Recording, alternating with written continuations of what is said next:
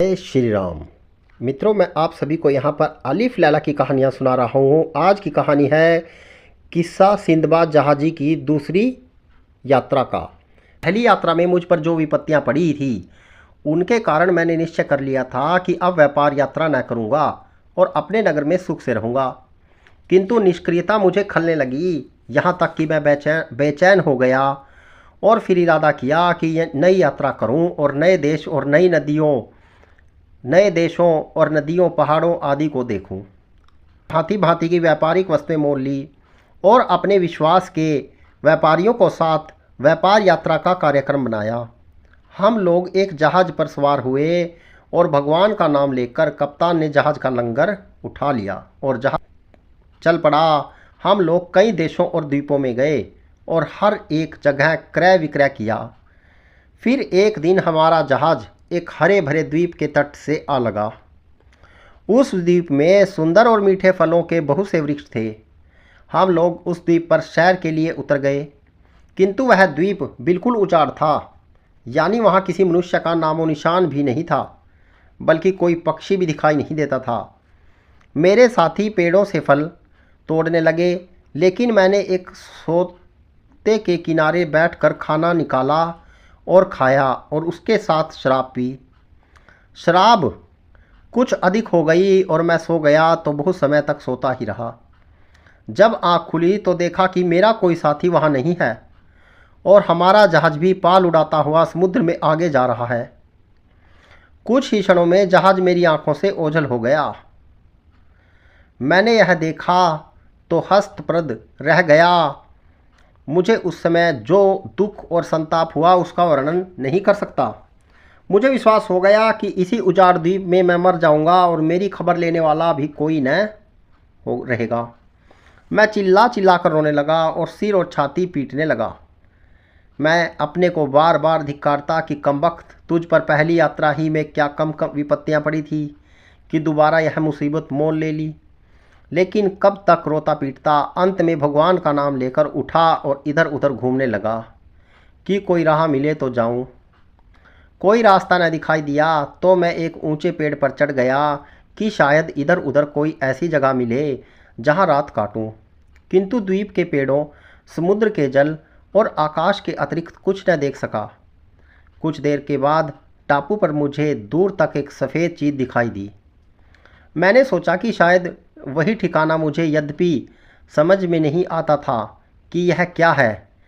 मैं पेड़ से उतरा और अपना बचा खुचा खाना लेकर उस सफ़ेद चीज़ के पास पहुंचा।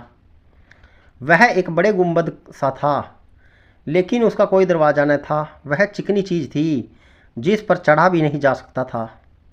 उसके चारों ओर घूमने में 50 कदम होते थे।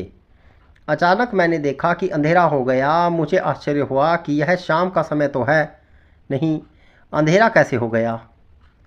फिर जो मेरे अनुमान में भी पहले नहीं आ सकता था, मेरी तरफ उड़ा आता है। मैं उसे देखकर भयभीत हुआ। फिर मुझे कुछ जहाजियों के मुख से सुनी बात याद आई कि रुख नाम का एक बहुत ही बड़ा पक्षी होता है। अब मैंने जाना कि वह सफ़ेद विशालकाय वस्तु इसी मादा रुख का अंडा है। मादा रुख आकर अपने अंडे पर उसे सेने के लिए बैठ गई। उसका एक पाँव मेरे समीप पड़ गया। उसका एक एक नाखून एक बड़े वृक्ष की जड़ जैसा था। मैंने अपनी पगड़ी से अपना शरीर उसके एक नाखून से कसकर बांध लिया, क्योंकि मुझे आशा थी कि यह पक्षी कहीं उड़कर जाएगा ही। सवेरे वह पक्षी उड़ा और इतना ऊंचा हो गया कि जहाँ से पृथ्वी बड़ी कठिनता से दिखाई देती थी। कुछ ही देर में वह उतरकर एक बड़े जंगल में जा पहुँचा। मैंने ज़मीन से लगते ही अपनी पगड़ी की गांठ खोल कर उससे अलग हो गया। उसी समय रुख ने एक बहुत ही बड़े अजगर को धर दबोचा और उसे पंजों में लेकर फिर उड़ गया। जहां मुझे रुख ने छोड़ा था वह एक बहुत नीची और खड़ी ढलान की एक घाटी थी।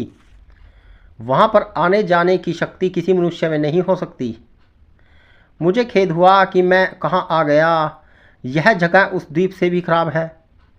मैंने देखा कि वहाँ की भूमि पर असंख्य हीरे बिखरे पड़े हैं। उनमें से कुछ तो इतने बड़े थे जो साधारण मनुष्य के अनुमान से बाहर थे।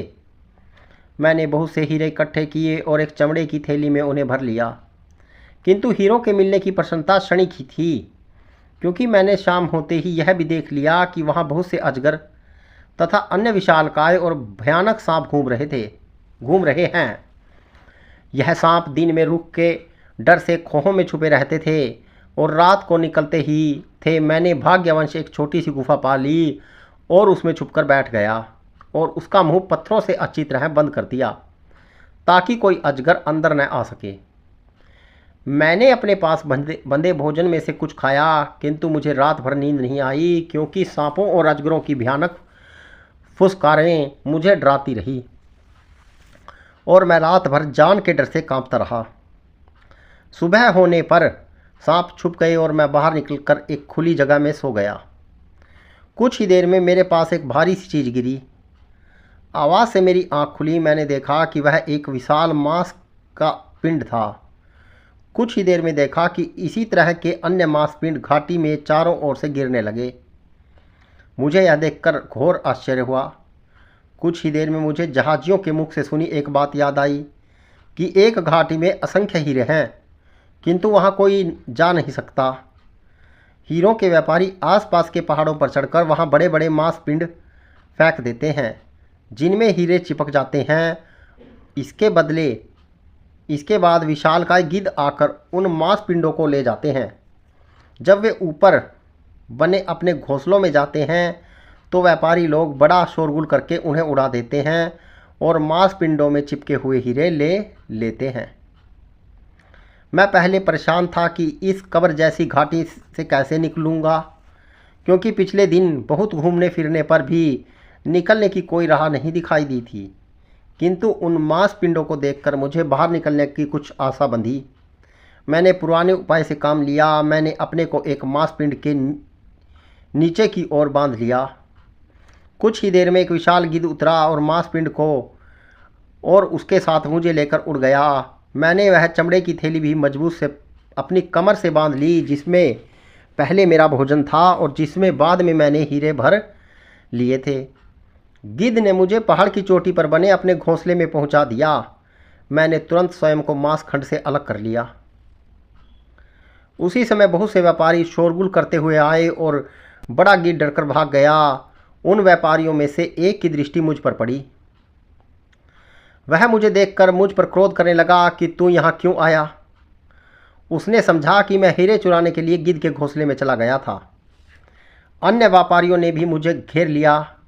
मैंने कहा कि भाइयों, आप लोग मेरी कहानी सुनोगे तो मुझ पर क्रोध करने की बजाय मुझ पर दया ही करोगे। मेरे पास बहुत से हीरे इस थैली में हैं।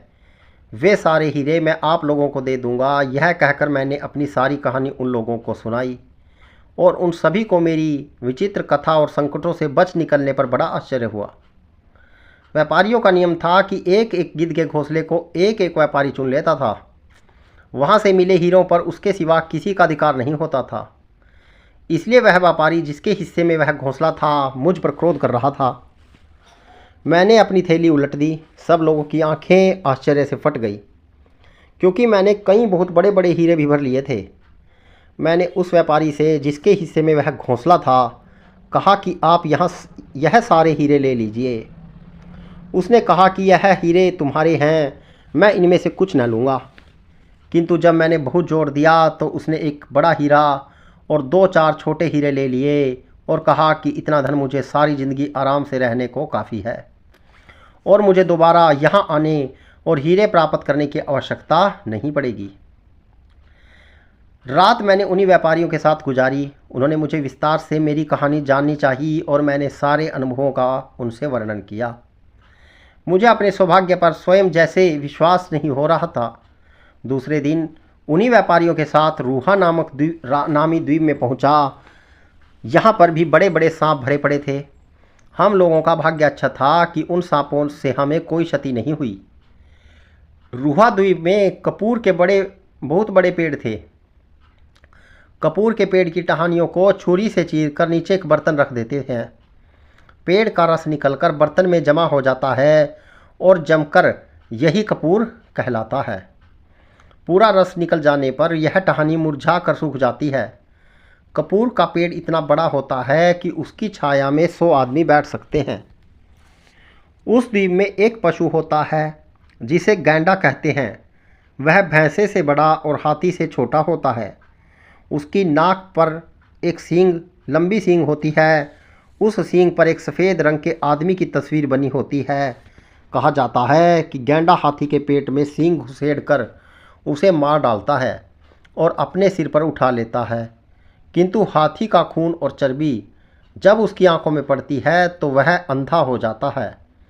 ऐसी दशा में रुख पक्षी आता है और गैंडे और हाथी दोनों को पंजे में दबाकर उड़ जाता है और अपने घोंसले में जाकर अपने बच्चों को उनका मांस खिलाता है।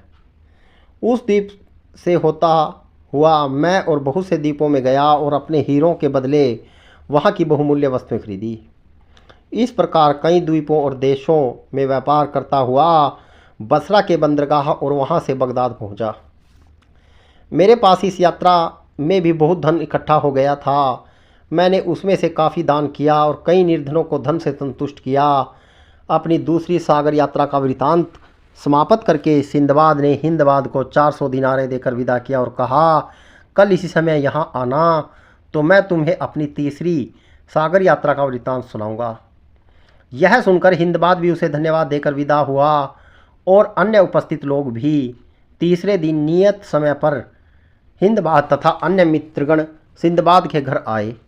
दोपहर का भोजन समाप्त होने पर सिंदबाद ने कहा, दोस्तों अब मेरी तीसरी यात्रा की कहानी सुनो, जो पहले 2 यात्राओं से कम विचित्र नहीं है। मित्रों, मैं आपको अलिफ लैला की कहानियाँ सुना रहा हूँ, जो अरेबियन नाइट्स का एक भाग है। हिंदी कहानी हैं और शिक्षाप्रद हैं। यदि अच्छी लगे तो शेयर कीजिएगा। जय श्री राम।